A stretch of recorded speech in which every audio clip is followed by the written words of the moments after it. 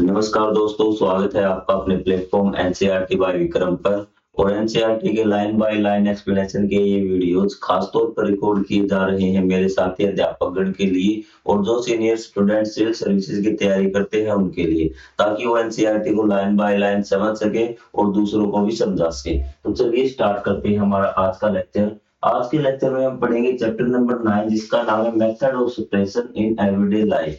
कि सबसे पहले आप अध्याय के नाम को समझिए कि आखिर हमें इस अध्याय में पढ़ना क्या। हमें क्या पढ़ना है? Method of suppression. सप्रेशन होता है इन दो चीजों को अलग करना भी, ठीक है। और मेथड होता है तरीके, कि अलग करने के तरीके। आपके दैनिक लाइफ में बहुत सी ऐसी चीजें हैं जो आपस में मिक्स हुई होती हैं, लेकिन आपको उन दोनों को अलग करना होता है। तो हम हमारे जीवन में जो मिक्सचर्स हैं उनमें से एक चीज को दूसरी चीज से किस प्रकार से अलग कर सकते हैं, वो मेथड हम पढ़ेंगे हमारे दैनिक जीवन में। एवरीडे लाइफ मतलब हम जो रोज का जीवन जीते हैं ना, इसकी रोजमर्रा की बात आपका कर रहा है ये पे। तो आप समझ गए आपको कि अलग करने की विधि हम पढ़ेंगे। अलग अलग मटेरियल से जो आपस में मिले होते हैं, तो उनको किन किन तरीकों से मेथड से हम अलग कर सकते हैं, वो मेथड हम इस अध्याय में पढ़ेंगे। अब आगे देखिए, आपका आगे ये एक श्लोक दे रखा है कबीर का, कि साधु ऐसा चाहिए जैसा सूप सुभाए। ये सूप है ना आपका, इसने कहा कि जिस प्रकार फूक होती है ना, जैसे फूक आप मारते हैं तो वैसा ही साधु होना चाहिए। अब कहेंगे ये क्या चीज है? जिसने कहा कि जैसे आपका कोई अनाज है, उसमें आपने फूक मार दी ना, जब आप फूक मार देते हैं तो जो आपका भूसा है, तिनके उड़ के दूर चले जाएंगे और आपके पास प्योर अनाज रह जाएगा। उसी प्रकार इसने कहा कि साधु ऐसा होना चाहिए कि जो आपकी बुराइयों को दूर कर दे, और साधु के अंदर सिर्फ अच्छाइयां होनी चाहिए। साधु का स्वभाव ऐसा होना चाहिए कि वो अपनी सारी बुराइयां त्याग दे, सिर्फ अच्छाई उसके अंदर रहे। तो ये बात इसमें बताई गई है। तो अब हम हमारा साइंस का विषय भी वापिस आते हैं लौट के, और चीजें हम कवर करते हैं। ये कहता है कि Malli and his sister Valli are excited for their summer vacation. कि आपका जो एक भाई बहन है मल्ली और उसकी बहन वल्ली भी, ठीक है, तो वो क्या है, अपनी समर वेकेशन के लिए, गर्मियों की छुट्टियों के लिए बहुत ज्यादा उत्साहित है। तो आखिर वे क्यों उत्साहित है वो देख लेते हैं हम। Their parents have planned a trip to visit their relatives and friends living across the India। कि उसके जो पेरेंट्स हैं, माता पिता है, माता पिता ने क्या किया है कि एक ट्रिप प्लान किया कि वो घूमने जाएंगे। अब की बार जब बच्चों की गर्मियों की छुट्टियां होंगी तो कहाँ घूमने जाएंगे, कि उनके जो मित्र और रिश्तेदार है ना, भारत के अन्य भागों में रहते हैं, वहां पर वो घूमने जाएंगे। Do you also keep in touch with your loved ones. क्या आप भी अपने जो सगे संबंधी है, रिश्तेदार है, फ्रेंड्स है, उनके टच में रहते हैं? स्टे इन टच का मतलब है उनसे बातें करते रहना, समय समय पे उनसे कांटेक्ट बनाए रखना। इसका मतलब होता है स्टे इन टच, कांटेक्ट में रहना। Their first hold is at their Nani's house in Haryana. और उनका जो पहला ठिकाना था, पहला जो जहाँ पे गए, क्योंकि आपको बता के हम रिश्तेदारों के यहाँ जाने वाले थे, तो पहले कहाँ पे गए? सबसे पहले वो गए अपने नानी के घर, जो था आपका हरियाणा में। It is surrounded by large field. कि जो उनका घर था खेतों में बना हुआ था, कि चारों तरफ उसके खेत थे। Malli and Valli are fascinated by the variety of grains piled up in the courtyard. कि जो मल्ली और वल्ली थे वो बहुत ज्यादा पर्सन हुए। फैसिनेटेड होता है आपका आकर्षित होना है, पर्सन होना। किसको देख के? जो वैरायटी ऑफ ग्रेन्स, अलग अलग प्रकार के अनाज थे ना, उनके ढेर उनके आंगन में लगे हुए थे जब वो वहां पे गए अपने नानी के घर। कोर्टयार्ड होता आंगन भी, घर के आंगन में। देयर मामी and mama along with other community members are busy spreading small stone and husk from the grains with their hands। कि उसके जो मामा और मामी थे ना, वो क्या कर रहे थे, वो बाकी सदस्यों के साथ क्या कर रहे थे, अनाज में से कंकड़ और भूसा अलग कर रहे थे। आपको आगे बात समझ। दरअसल जब वो आपकी नानी के घर जाते हैं तो क्या देखते हैं कि अनाज की ढेरियां पड़ी हैं, अलग अलग प्रकार की, कहा चावल की ढेरी थी, गेहूं की ढेरी थी। और एक दूसरा दृश्य था, उसका मामा और मामी क्या कर रहे थे और अन्य सदस्यों के साथ चावल डाल रखे थे, जैसे आप देख सकते हैं इस प्रकार से। वो क्या करते, इसमें से कंकड़ और आपका भूसा वो निकाल रहे थे। ये चीज समझ में आ गई आपको? यहाँ तक बिल्कुल लेसन आपको क्लियर कराऊंगा। और एक बार अगर चैनल के बारे में कंप्लीट जानकारी चाहिए, बाकी वीडियोस कहाँ मिलेंगे, तो आप एक बार इंट्रोडक्शन वीडियो जरूर देख लें। तो चलिए, Malli and Valli are curious to know why this is being done. अब मल्ली और जो वल्ली थे, दोनों भाई बहन, वो जानने के लिए उत्सुक थे कि ये चीज क्यों कर रहे हैं, मतलब कंकड़ और भूसा चावल से क्यों निकाल रहे हैं। देयर नानी नोटिस देयर क्यूरियोसिटी, उनकी जो नानी है ना, उनकी जो जिज्ञासा है ये चीज जानने की कि वो चीज ये क्यों अलग कर रहे थे, तो उसके बाद क्या है, उसको समझ जाती है और एक्सपेरिमेंट को बताती है। We are removing these stones, हम इन पत्थरों को अलग कर रहे हैं चावल से, क्यों, so that the grains are fit for cooking, कि जो आपके ग्रेन्स है, जो अनाज है, वो क्या हो जाए, फिट हो जाए, मतलब खाने पकाने के लिए वो तैयार हो जाए, क्योंकि जब तक वो कंकड़ रहेंगे हम उनको पका नहीं सकते भी, ठीक है, क्योंकि कंकड़ मिले हुए चावलों को कैसे पकाएंगे, अगर पका दिए तो खाने के काम नहीं आएंगे, तो इसलिए कहा है कि वो क्या हो जाए, फिट फॉर कुकिंग हो जाए। आपको ये चीज समझ में आ गई होगी। चलो आगे देखते हैं। आगे कहा है दे गो अराउंड द हाउस। अब वो क्या है कि बाकी घर में, घर के बाहर जाते हैं और चीजें देखने के लिए, टू सी द फील्ड्स, खेत देखने के लिए, एंड द कैटल, और पशुओं को देखने के लिए। कैटल वैसे तो होता है आपका मवेशी, भैंस वगैरह है ना, इनको पालतू जानवर सारी कैटेगरीज में आ जाएंगे। To keep them busy, Nani gives them a challenge of hand-picking small stone from grains while keeping their eye closed. उन बच्चों को बिजी रखने के लिए उसकी नानी इनको एक चैलेंज देती है, और चैलेंज क्या था कि उनको हैंड पिकिंग स्मॉल स्टोन्स, कि आपको स्मॉल स्टोन्स को निकालना था, किसके द्वारा, while keeping their eyes closed, कि चावल दे दिए, उनसे कहा कि इन पत्थरों को बाहर निकालो, लेकिन आपकी आंख क्या होनी चाहिए, आंखें बंद आपको रखनी है। नानी ने उसको चैलेंज दिया। अब यही चैलेंज आपको मिलता तो आप क्या करते, तो आपको क्या करना है कि जब आप 5-10 दाने आप एक बार चावल देना, चावल को लेके देखना कि आपकी ये जो स्किन है ये चावल को पहचान जाएगी भी, और फिर आपके हाथ में कंकड़ आएगा ना, तो आपको बिना देखे पता लग जाएगा ये चावल है या नहीं। तो आप इस प्रकार से जब उसमें हाथ मारेंगे तो आपकी त्वचा में अलग अलग साइज के ऑटोमेटिक कंकड़ आते जाएंगे, आपको देखने की जरूरत नहीं है। तो आप एक बार ट्राई करना, इस प्रकार कर सकते हैं आप, बिना आंख खोले आप कंकड़ अलग कर सकते हैं चावल से, क्योंकि आपका हाथ और चावल का साइज पहचान जाएगा। जब भी कोई अलग साइज की चीज आएगी तो आपको तुरंत पता लग जाएगा कि ये आपकी अशुद्धि है, आपको इसे बाहर निकालना। The method of picking by hand from a mixture, कि जब कोई मिक्सचर होता है उससे हम क्या है कि हैंड से पिक करके, हाथ से छांटकर उस चीज को अलग करते, two or more substance are mixed such as small stones and husk from wheat and rice is called hand picking. तो इसको हम बोलते हैं हैंड पिकिंग भी। क्या है हैंड पिकिंग, ये कहता है कि the method of the picking by hand, कि हाथ से पिक करना है, छांटना है, ठीक है, फ्रॉम ए मिक्सचर, ये मिक्सचर से इस प्रकार के जो ये जो तरीका है इसको हम हैंड पिकिंग बोलते हैं। हैंड पिकिंग से क्या करते हैं, हम उसको दो चीजों को अलग करते हैं, जैसे कि आपने किया है कि आपके स्मॉल स्टोन और हस्क किससे, व्हीट से और राइट से। जब आपका क्या था कि आपके गेहूं थे, इसी में आपके क्या थे, कंकड़ थे, फिर आपने कंकड़ों को हाथ से उठा के अलग कर दिया, तो ये मेथड आपका क्या है, हैंड पिकिंग मेथड है। क्या आपको हैंड पिकिंग मेथड समझ में आ गया कि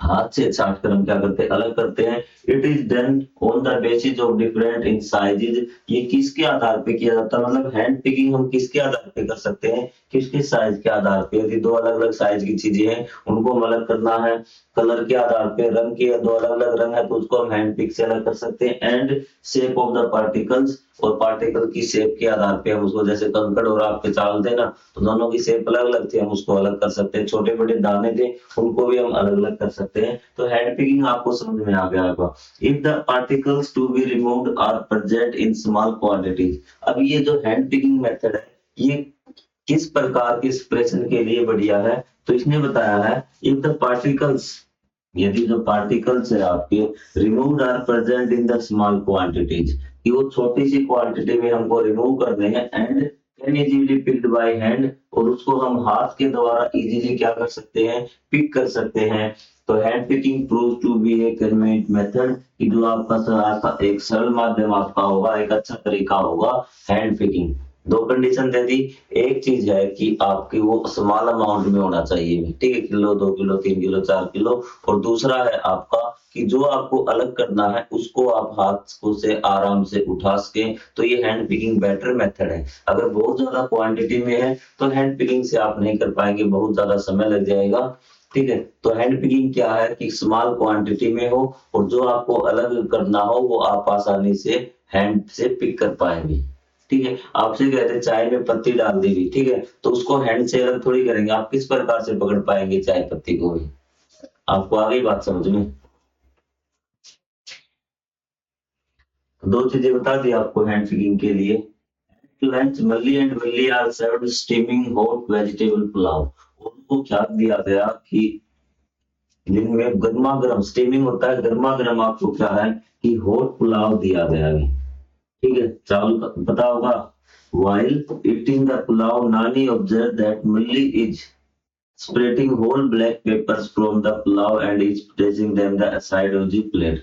तो नानी क्या करती है, ऑब्जर्व करती है कि जो मल्ली है वो क्या कर रहा है कि अपने जो चावल में काली मिर्च आई थी, पुलाव चावल मान लीजिए कि चावल में जो काली मिर्च आई थी उनको अपने हाथ से उठा उठा के वो साइड में रख रहा है क्योंकि वो काली मिर्च पसंद नहीं करता था। Only playfully teases. Wow, only क्या है कि एंजॉय में बोलते हैं, उसे पता लग जाता है कि चीजें वो समझ जाती हैं। This is a hand picking method. ये क्या है, हैंड पिकिंग मेथड। आपको दो चीजों का मिक्सचर आप पाओगे, चावल में काली मिर्च मिली हुई है, छोटी मात्रा में है, और हम हाथ से आराम से काली मिर्च को पकड़ सकते हैं, तो आपका हैंड पिकिंग अच्छा मेथड है। ये हैंड पिकिंग मेथड है। This is a hand picking method, nice one, बहुत अच्छा। नानी टेल्स, जब नानी ये बताती है about the benefits of black pepper, कि जो आपकी काली मिर्च खाने के फायदे बताती है, and encourage Malli to eat, और मल्ली को कहती है कि इनको छोड़ो मत, इनको खा लो क्योंकि इसके खाने के बहुत ज्यादा फायदे हैं। मेन टॉपिक है हमारा हैंड पिकिंग मेथड अब तक। तो आपको हैंड पिकिंग मेथड समझ में आ गया है तो वीडियो को एक बार लाइक कर लो और चैनल को सब्सक्राइब कर लो, और हम अगले मेथड की ओर बढ़ेंगे अब। Later in the day, their mama takes them to fields where they observe bundles of harvested wheat stalk lying in the field। कि जो आपके वो देखते हैं कि फिर शाम को क्या करते हैं, लेटर इन द डे की बाद में सारी चीजें वही खाना पीना खाकर उसके मामा कहते हैं चलो खेत में चलते हैं भी। खेत में क्या देखते हैं कि their Mama takes to them field, field में ले गया, वेयर दे ऑब्जर्व, वे ऑब्जर्व करते हैं मतलब देखते हैं वो बंडल्स ऑफ हार्वेस्टेड व्हीट, जो आपके कटे हुए गेहूं, जो गेहूं पर कट जाते हैं ना, गेहूं को पकने के बाद जब हम काटते हैं तो उसको बोलते हैं हार्वेस्टिंग, लेकिन कटे हुए गेहूं पकने के बाद कटे हुए गेहूं को बोलेंगे harvested wheat stock lying in the field. कि जो आपके ये था इस प्रकार के गेहूं हमने काट लिए और उनके पूले बना दिए भी, इस प्रकार से इकट्ठा करके बांध दिए हमने, इस प्रकार डाल दी, जैसे ये औरतें यहाँ पे पकड़ी हुई है, तो ये आपके क्या है, हार्वेस्टिंग व्हीट स्टॉक है भी। Some stalks are spread in the sun for drying। कि कुछ को क्या था, कुछ जो गेहूं के है ना उनको क्या कर रखा था, फैला रखा था, ठीक है, ताकि वो क्या सूर्य धूप में क्या हो जाए, वो सूख जाए। Both of them pick up a stalk each and notice numerous grains attached to it। उन्होंने क्या किया, एक जो गेहूं का जो शाखा थी ना उसको उठा के देखा भी, उसमें देखा कि उसमें तो क्या थे, ऊपर बहुत सारे, आपने देखा हो गेहूं का, आपने किसी ने देखा हो तो स्टॉक का आपका, ठीक है, ऊपर से उसमें बाल बोलते हैं जिसको, ठीक है, तो उसमें क्या बहुत सारे गेहूं अटैच होते हैं, तो उन्होंने देखा, उठा के देखा, नोटिस न्यूमरस, बहुत सारे ग्रेन थे attach to it. A group of farmers are beating up the stalks on a large wooden log। stalks को आप क्या कर सकते हैं, आप पूले बोल सकते हैं, क्या बोल सकते हैं, पूले, हिंदी में क्या बोलते हैं, पूले भी, ठीक है। तो क्या कहा कि एक ग्रुप ऑफ फार्मर्स, किसानों का समूह इस प्रकार से क्या है, ये आपका वुडन ब्लॉक है ना, इस पे इसको पीट रहा था अभी। आपको आगे बात समझ में।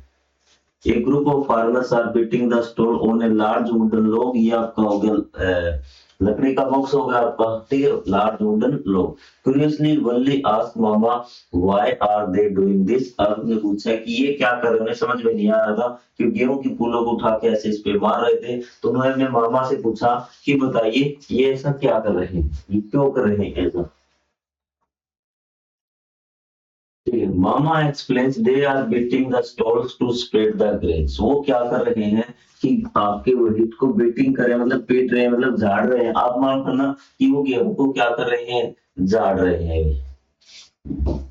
टू स्प्रेड द ग्रेन, क्योंकि इनके आगे जो ग्रेन है ना अनाज, उनको क्या कर रहे हैं, अलग कर रहे हैं। ग्रेन आपका यहाँ पे आ जाएगा, क्या आ जाएगा, ग्रेन आपका यहाँ पे आ जाएगा, ये स्टॉल का आपकी अलग हो जाएंगी।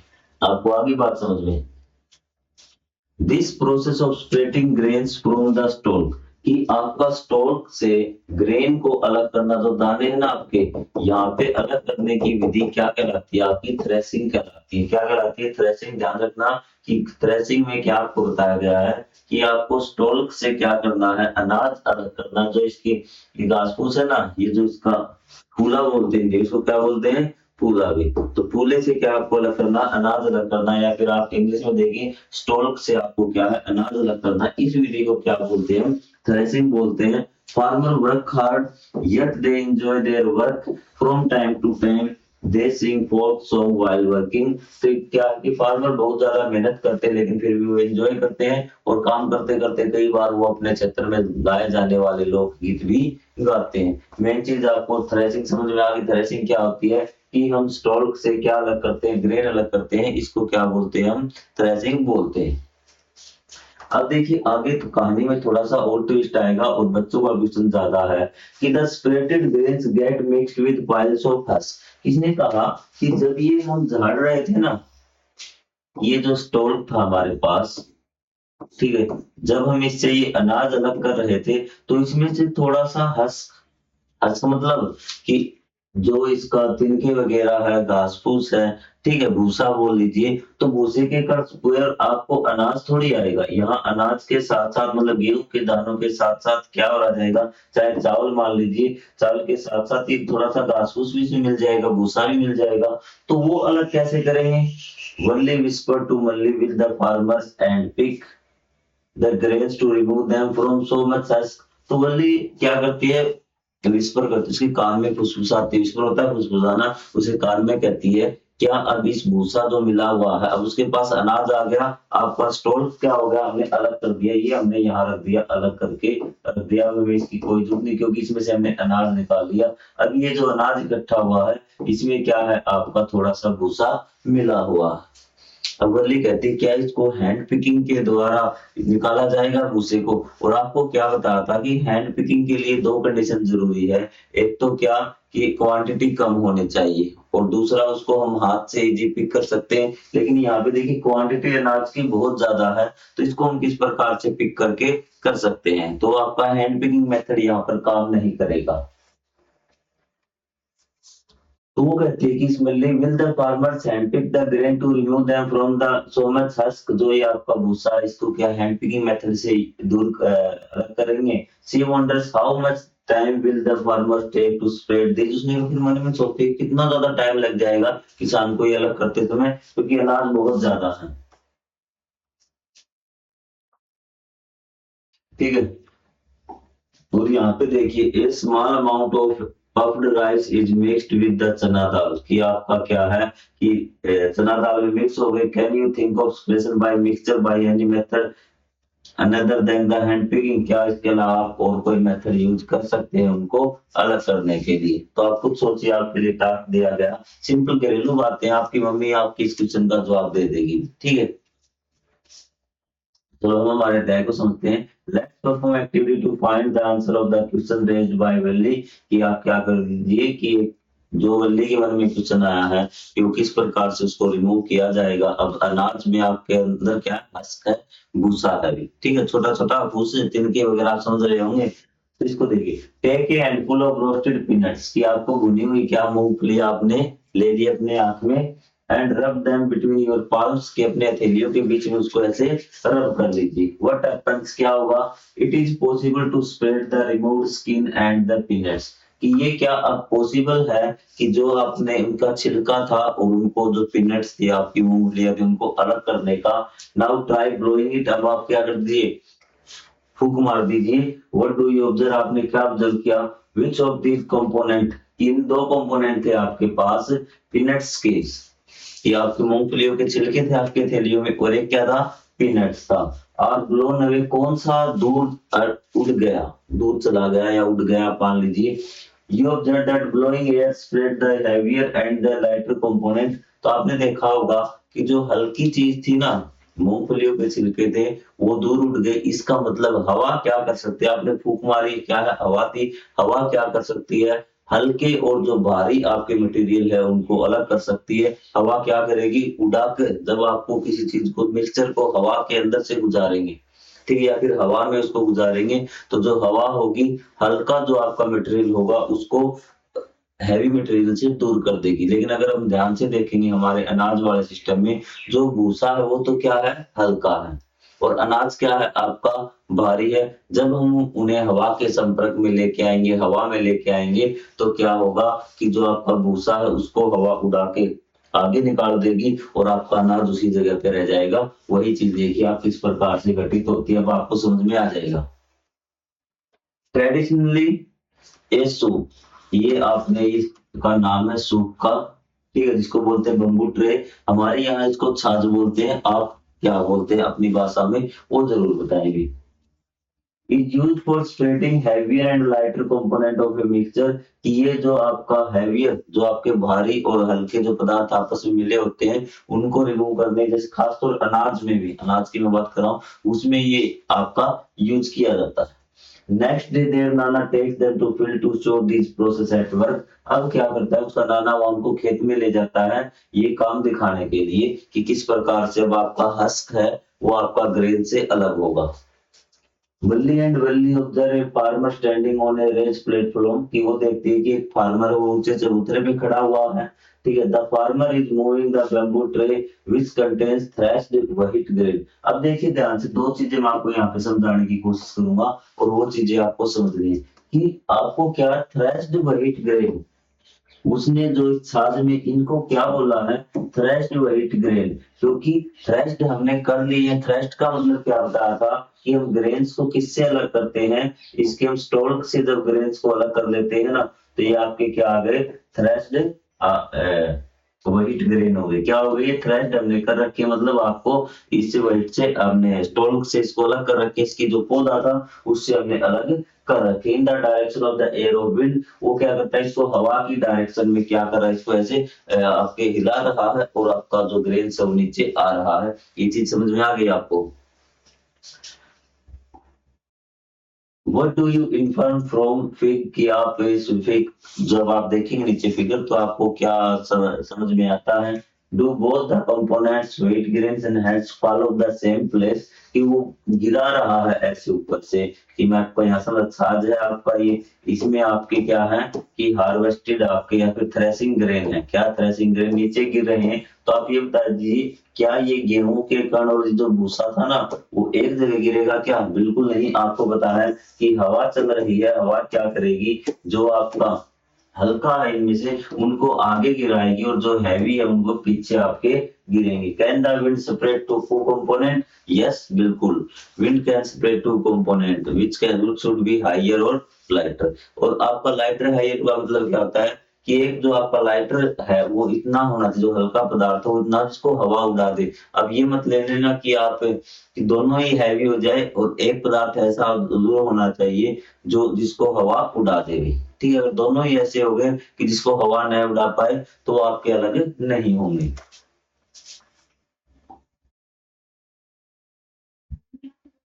ये देख लीजिए भी एक बार इसकी डायरेक्शन ऑफ एयर और विंड, कि ये आपका सूप हो गया आपका, जैसे छाछ आपको बताया था ना स्टार्टिंग में जब पैराग्राफ पढ़ा था कबीर का, उसमें बताया था कि छाछ आपका इस प्रकार से होना चाहिए। ये आपका हस्क है, भूसा से मिला हुआ, हवा आएगी इसको उड़ा देगी, अनाज इस प्रकार से। इस प्रोसेस को क्या बोलते हैं, इस प्रोसेस को बोलते हैं विनोइंग। क्या बोलते हैं, विनोइंग। अब आप मुझे प्रोसेस बता दीजिए, आपने कौन कौन से कर लिए, कि आपने हैंड पिकिंग कर लिया, कोई डाउट आपको, हैंड पिकिंग में सारी चीजें समझ में आ गई। आपने उसके बाद किया थ्रेसिंग, क्या किया, थ्रेसिंग, आपको समझ में आ गया कि थ्रेसिंग क्या होता है। थ्रेसिंग के बाद आपने क्या किया, थ्रेसिंग के बाद आपने क्या किया, विनोइंग किया है। क्या है, विनोइंग, क्या किया है, विनोइंग। ये चीज आपको समझ में आ गई। इसको हिंदी में ओसाई बोलते हैं, क्या बोलते हैं, OSI.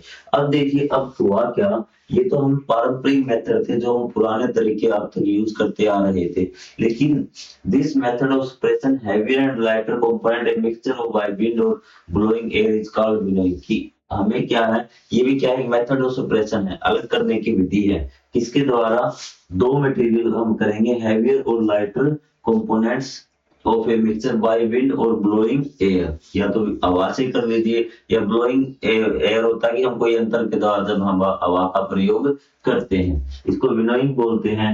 Have you seen any similar kind of activity being done at your home, क्या आपने इस प्रकार की एक्टिविटी अपने घर पर देखी है या फिर नहीं देखी है। ठीक है, ताकि Valli is enable to spread the husk from the grain in a close room, कि वो एक बंद कमरे में इसी प्रकार के आगे ऊपर ऐसे नीचे डालती है हस्क, लेकिन वो अलग नहीं कर पाती क्योंकि उसमें हवा ही नहीं है। हवा आएगी तभी तो हस्क को उड़ा के दूसरी जगह रखेगी। अगर आपका क्लोज रूम है तो हवा नहीं है, तो इसको बाहर लेके आए या फिर कोई पराठा वगैरह चलाए जिससे वहां हवा आएगी।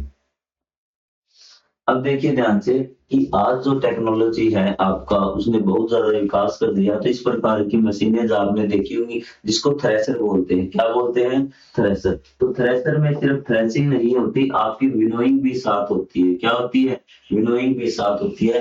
Technology developments have resulted in developing of threshing machine called thresher, कि आपकी थ्रेशिंग मशीन आ गई। थ्रेशिंग क्या होता है आपका, कि जो आपकी स्टोल्स थी, ठीक है, इनसे आपको क्या, अनाज को अलग करना। इसको क्या, ये इसके अनाज है ना, तो इसको क्या करना, आपको अलग करना है। तो इसमें हम ये इस प्रकार से स्टॉक लगा देंगे, तो यहाँ एक साइड तो क्या जाएगा, आपका अनाज आ जाएगा, ठीक है, और स्टॉक से अनाज अलग हो गया, तो इसको क्या बोलते हैं हम, थ्रेशिंग बोलते हैं। क्या बोलते हैं, थ्रेशिंग बोलते हैं। These machine are used for separating grains from the store. एक तो ये चीज आप देखना कि and has they perform both the task threshing and winnowing simultaneously, वो एक साथ दोनों काम कर देती है। वो क्या करती है, स्टॉक और ग्रेन को भी अलग करती है।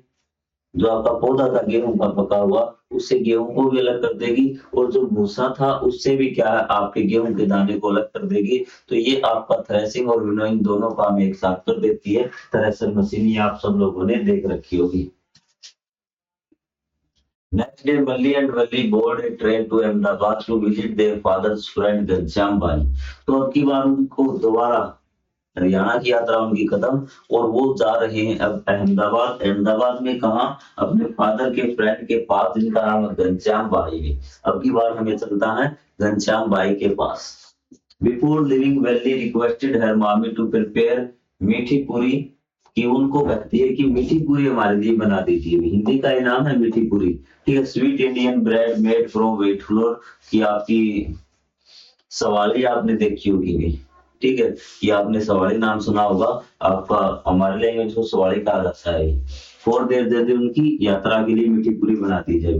Valli shall I help you need in the wet flour, कि क्या मैं आपको, ये आपका नीड होता है, होता आटा गूंथने में, मैं आपकी मदद करूं। Mami to prepare a dish with flour first we need to remove bran at the present in the flour, कि ब्रेन होता है आपका चोकर में, क्या होता है, चोकर, कि आपका जब आटा पीसते हैं ना, गेहूं के आपके ये दाने हैं, जब आप इसको पीसते हैं तो इसका जो ऊपरी कवर है थोड़ा सा कड़क रहता है, या फिर इसका जो ये कुछ ऐसे मोटे मोटे बारीक से दाने आ जाते हैं। आपका आटा आपने पिसवा लिया, इसमें दाने हैं, उसको चोकर बोलते हैं। क्या बोलते हैं, चोकर बोलते हैं। उसको हमें अलग करना पड़ेगा अभी, ठीक है। Very how do we do it, हम इसको किस प्रकार से अलग कर सकते हैं, ये क्वेश्चन पूछा गया। ये चीज आपको आई समझ में, कोई doubt. Mami we use a sieve for this purpose, ये आपकी चालनी जिसको बोलते हैं छालनी भी, क्या बोलते हैं, छालनी बोलते होंगे, वैसे हिंदी में इसको चालनी बोलते हैं, ठीक है। Sieve to for this purpose sieving allow the fine flour particles to pass through the holes, जो आपका सिविंग है ना, वो क्या करेगा कि जो इसमें फ्लोर के फाइन पार्टिकल, बिल्कुल जो फाइन पार्टिकल है पतले, वो तो यहाँ आ जाएंगे प्लेट में, इसमें छान, ठीक है। of the sieve as shown in figure, ठीक है। The bigger particle such as bran and small stone, जो आपका चोकर है या फिर आपके स्मॉल स्टोन है, तो वो क्या होंगे, वो इसके अंदर ही रह जाएंगे, रिमेन ऑन द सिव। ये चीज आपको समझ में आ गई। इसमें तो कोई समझने वाली बात ही नहीं थी कि आपका आटा पीस के यहाँ जाएगा, जो मोटे कण थे वो यहाँ रह जाएंगे। केयरफुली ऑब्जर्व सिव, आप इसको क्या है कि छलनी को ऑब्जर्व कीजिए, ध्यान से देखिए। Are the holes of the sieve of the same size, सारे जो इसके होल हैं, इसके अंदर छिद्र हैं, वो सारे एक साइज के हैं क्या, हाँ जी बिल्कुल एक साइज के। Will sieving work if the holes of the sieve are larger than the substances, क्या ये आपकी छालनी काम करेगी यदि ये जो इसके छिद्र है ना, तो इसके अंदर जो हमने डाला छानने के लिए उससे बड़े हो जाए, बिल्कुल काम नहीं करेगी। अगर आपके होल्स बड़े हो गए तो सारी चीजें उसके अंदर से निकल के कुछ बचेगा ही नहीं, कुछ चीज हम स्प्रेड कर ही नहीं पाएंगे, अलग कर ही नहीं पाएंगे। Is there any difference in the size between the particles that pass through the sieve and the particles that remains on the sieve? कि क्या थोड़ा सा उनके बीच में कोई डिफरेंस है, पार्टिकल्स के बीच में जो आपका छालने के अंदर से गुजर गए हैं और जो आपके ऊपर रह गए? हाँ जी बिल्कुल डिफरेंस है। डिफरेंस मैं आपको बता देता हूँ क्या डिफरेंस है अभी, कि ये जो आपके छालने के अंदर रहे थे ना, ये देखिए ये छालने के होल्स हो गए, मान लेते हैं एक बार इतने, जो छालने के अंदर से गुजरे हैं वो तो क्या है आपके इन होल्स, उनका साइज इन होल से क्या है, स्मॉल, छोटा।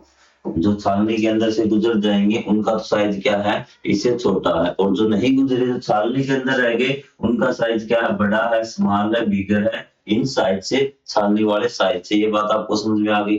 कोई डाउट इसमें? Sieving is used when component of a solid mixture have different sizes। तो ये हम इस प्रकार से यूज कर सकते हैं, सॉलिड टू सॉलिड मिक्सचर क्या है, सॉलिड टू सॉलिड, और डिफरेंट साइज आपका होना चाहिए आपका। हम इसमें क्या कर सकते हैं, हम ठीक है। तो सीविंग किस लिए यूज की जाती है, इस प्रकार की छालनी को हम सीविंग बोलते हैं। सॉलिड टू सॉलिड मिक्सचर हो आपका, सॉलिड टू लिक्विड भी कर सकते हैं आप, ये देखिए, बट ये किस चीज पे यूज है, जब डिफरेंट साइज हो, ठीक है। यदि आपका दूध में कंकड़ पत्थर, दूध आपको दूध भी तो निकाल सकते हैं, ठीक है। तो इस प्रकार से उसको फिल्ट्रेशन के तौर पर हम ले लेते हैं, लेकिन ऐसा हम कर सकते हैं भी, ठीक है। लेकिन आप ये ध्यान रखना कि जो आपका सीविंग है वो वहां पे यूज होगी जहां पे क्या हो, साइज आपके पार्टिकल्स के अलग अलग हो, सेम साइज में काम नहीं करेगी। Upon reaching Ahmedabad, they visit Sabarmati Ashram along the Ghanshyam, by where they learned about the नमक सत्याग्रह भी। तो वो जहां उसके बारे में क्या पढ़ते हैं, नमक सत्याग्रह के बारे में जानकारी प्राप्त करते हैं, क्योंकि वो हाँ वो गए, उन्होंने देखा साबरमती आश्रम, गांधी जी वाला भी, ठीक है। और वहां वो घनश्याम भाई के साथ दे लर्न अबाउट द नमक सत्याग्रह के बारे में उन्होंने वहां पे जाना भी। Have you ever observed sieve being the used at the construction site? कि आपने जो निर्माण साइट्स है जहाँ पे आपका मकान बन रहा, कोई बिल्डिंग बन रही हो, तो आपने देखा होगा कि वो पेबल्स, पत्थर और स्टोन को अलग करते हैं। जब वो खासकर लिपाई करते हैं ना, या फिर कोई भी सीमेंट वगैरह छानते हैं, तो क्या करते हैं वो आपको एक उनके पास जिसको बोलते हैं सीविंग होता है वैसे इंग्लिश में, तो लेकिन हिंदी में बोलेंगे उसको दारना भी, तो बड़ा होता है, उससे क्या करते हैं वो सीमेंट को छानते हैं। ये चीज आपको समझ में आ गई? तो सीमेंट को छान के, ठीक है, तो इस प्रकार का उनके पास, एक मिनट रुकिए, कि इस प्रकार का उनके पास क्या होता है कि यहाँ से वो इस प्रकार पकड़े होते हैं और इसमें से वो छानते हैं, और जो आपकी सीमेंट नीचे और कंकड़ पत्थर यहाँ पे रह जाते हैं। तो ये चीजें आपको समझ में आ गई होगी। तो अगले पार्ट में हम जानेंगे कि किस प्रकार से हम नमक बना सकते हैं, और आगे पार्ट को इसी प्रकार, क्योंकि हमारा जो टाइम था 32 मिनट्स और हो चुका 30 मिनट। तो ये आपको आज आपको समझ में आ गया, थ्रेसिंग समझ में आ गया, विनोइंग समझ में आ गया, हेड पिकिंग। तो अगले पार्ट के लिए आप प्लेलिस्ट देख सकते हैं, आपको सारी चीजें प्लेलिस्ट में मिल जाएंगी, कंप्लीट लाइन टू लाइन। मिलेंगे अगले पार्ट में, तब तक के लिए जय हिंद, जय Bharat, thank you very much.